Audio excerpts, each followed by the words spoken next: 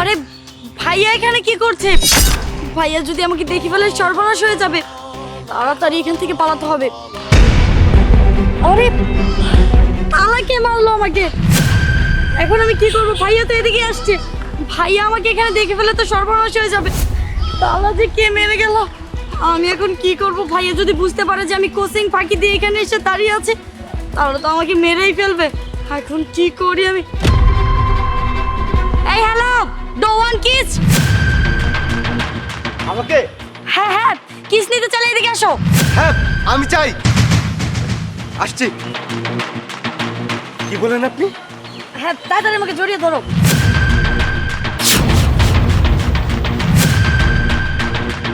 ছি ছি ছি ছি ছি, এই রাস্তার মধ্যে ওপেন রোডে দাঁড়িয়ে থেকে একটা মেয়ে একটা ছেলের সঙ্গে এইভাবে কিস করছে।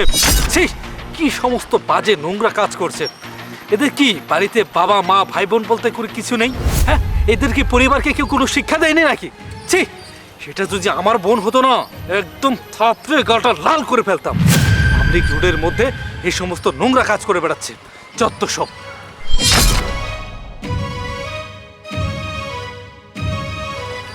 বুঝতে পেরেছি, এখন এই মুহূর্তে এই দুইটাকে আমি পুলিশে দিয়েছি।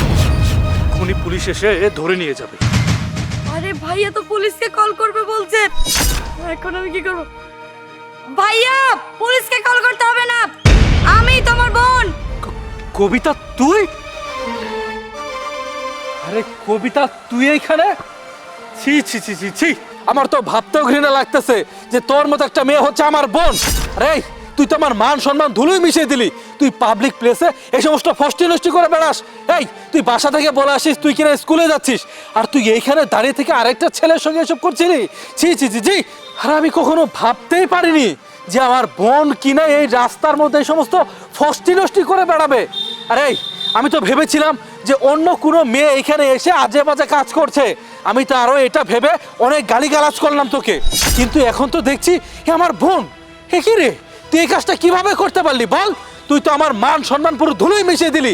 আরে তুই কি একবারও ভাবলি না আমাদের পরিবারে কত বড় একটা সম্মান আছে? তুই কি করলি? এই রাস্তার মধ্যে দাঁড়িয়ে থেকে একটা ছেলের সঙ্গে চুমাচুমি করছিলি। ছি! ভাইয়া, তুমি আসলে আমাকে ভুল বুঝছো। তুমি যেটা ভাবছো সেইটা না। আসলে কি হয়েছে জানো, আমি কোচিং ফাঁকি দিয়ে মুভি দেখতে যেতে চেয়েছিলাম, এছাড়া আর কিছুই না। আর কে যেন দেখো আমাকে তালা মেরে চলে গিয়েছে, দেখেছো? আমি কি করব? আর এই যে এই ছেলেটাকে দেখছো না, এই ছেলেটাকে আমি চিনি না। এই ছেলের সাথে আমার কোনো সম্পর্ক নেই। আমি শুধু তোমার হাত থেকে বাঁচার জন্য ওর কাছ থেকে একটু হেল্প নিয়েছিলাম, এছাড়া কিছু না। বিশ্বাস করো ভাইয়া, ওর সাথে আমার কোনো সম্পর্ক নেই। এই তুই চুপ কর, তোর একটা কথা আমার শুনতে ইচ্ছে করছে না।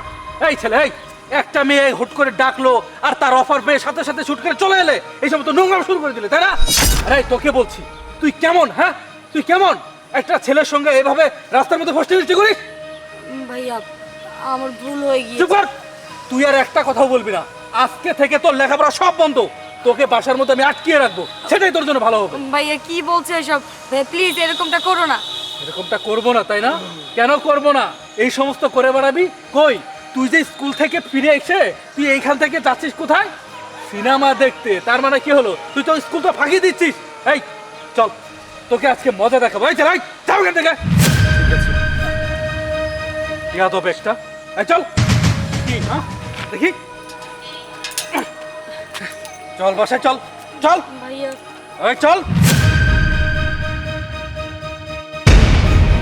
যাও যাও, এখন বিয়ে করে সংসার করো গিয়ে।